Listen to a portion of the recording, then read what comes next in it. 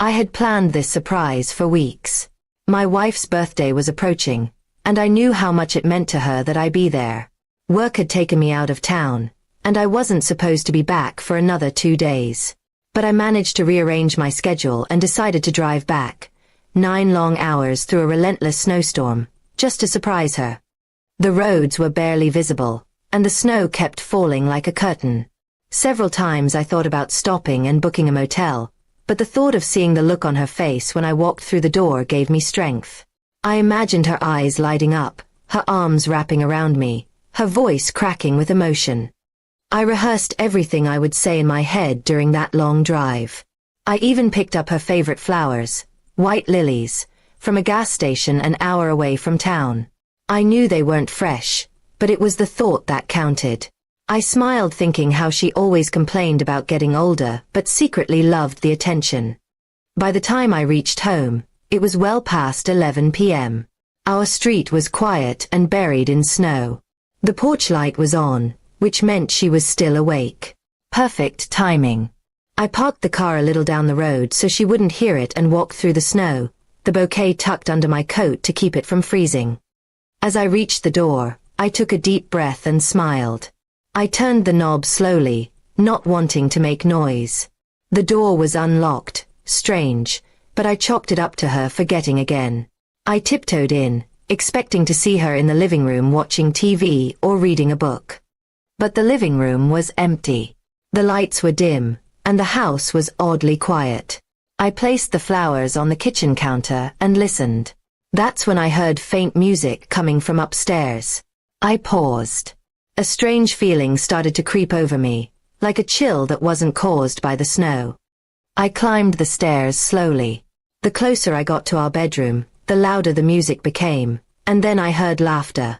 A man's laughter. My heart sank. I stood frozen outside our bedroom door, not sure what I would find on the other side. I turned the handle and pushed the door open. What I saw will forever be burned into my memory. There she was, my wife, lying in bed with another man. Both of them froze when they saw me. Her face turned white. He scrambled to cover himself. I didn't speak. I didn't shout. I just stared, unable to move or think clearly. She sat up quickly, stammering my name. "It's not what it looks like," she said, the most cliched line possible. I couldn't believe it. After everything we had built, everything I had done to come back early and surprise her, this was how she repaid me? The man, whoever he was, grabbed his clothes and ran out of the room without a word. She kept talking, trying to explain, crying, pleading. But I didn't hear any of it. My mind was racing through every moment we had shared, every memory, every promise she had ever made. I walked out of the room, down the stairs, and into the kitchen. The flowers were still there on the counter, looking out of place in the midst of all this betrayal. I picked them up, stared at them for a moment, and then tossed them into the trash. She followed me, wrapped in a blanket, still crying. She begged me to talk to her, to let her explain, to forgive her. But what was there to forgive? She had made a choice, long before I ever opened that door. "I trusted you," I finally said. My voice sounded hollow, distant. "I drove 9 hours through a storm for you." She reached for me, but I stepped back.